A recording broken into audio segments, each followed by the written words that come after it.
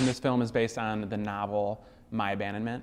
Correct. What was it about that novel? Peter Rock was the author. When you read that, were you thinking to yourself, I have to make this into a film, or what was it about that book that it got me? It got me by they're living in a way that I can't imagine. Mm-hmm. I don't know how they have that skill set. The book gave great details about meticulous details about how they actually did day to day. That interested me. It interested me what they were thinking, how they would do things. I loved even thinking about Gray Man. What does it mean to be undetected? Mm-hmm. What does it mean to live next? You're not living in some super rarefied way. It's pretty humble. Yeah. But you're right next to ordinary life, and you're living it differently. So all those questions, both philosophical and just sort of nitty gritty, interested me. She was compelling to me. The father interests me. The lives of veterans interest me very greatly, especially after the war, meaning in these ordinary so-called years where we choose to forget. Mm-hmm. For us, it's like, no, done. That was the experience after Vietnam, after the sand wars.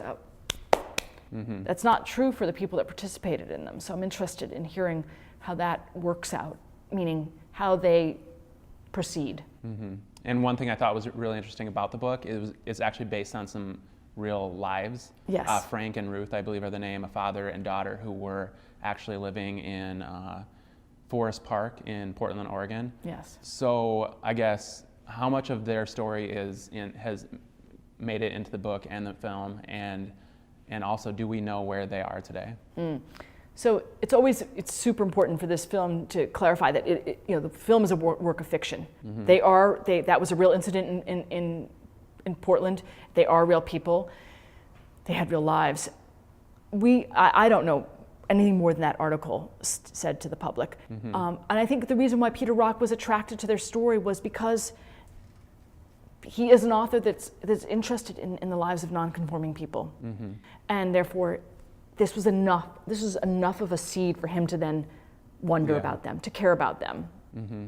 I think another thing, I'm an inheritor of that, you know. Yeah, I think another thing that makes this film so interesting today in today's society is with all the news coming out about just how much we are tracked, our data, based on like all the social media websites that we're a part of, and now with Amazon devices and stuff in your home that listen to your voices, even your phones, pick up your voice, and everything is tracked. Yes. And these guys are living off the grid. I think living off the grid is something that is a little, most people probably aren't going to do, but maybe it's in some way, shape, or form they've thought of trying to cut back on ways that their every move is tracked. I'm so intrigued in everything you just said, and I feel like that for me, he is kind of a cultural hero. He is asking, how do we think our own thoughts in this time? Exactly what you're posing.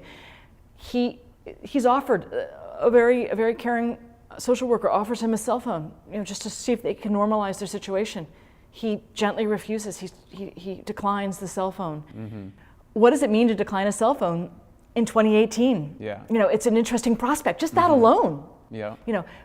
So given the ubiquity of this digital umbrella that we all, like a huge parachute that's kind of scooped us all, what would happen if you live right outside that parachute? Or that encompassing? Mm-hmm. And can you even do it? And can you even do it? Because can you when they even were do it? found, society didn't really give that option to them. They tried to did bring not. them in. Exactly. So I love the questions that the novel poses and that the story poses in that sense.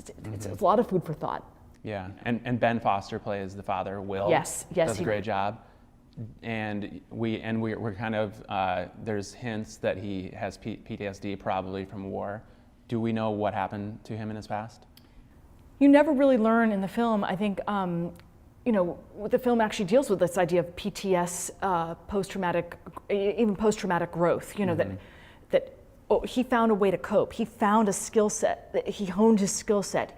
He's a reader. He's a thinker. And he wants to pass this legacy to his daughter. Mm-hmm. So to me, I don't know about his past. I know that he's coping with something. I know there's something I know he has night terrors. Mm-hmm. Empirically we know that because he wakes up with a lurch. There's sounds that replay in his head, probably that could be from an incident where he was helpless, where he couldn't do something to either save someone near him or get out from some form of extreme danger. So I'm always interested in how people do post-traumatic growth. How do they, work with something that's been very profoundly lodged inside their brain, and then proceed to live with it, understand it, and navigate from there.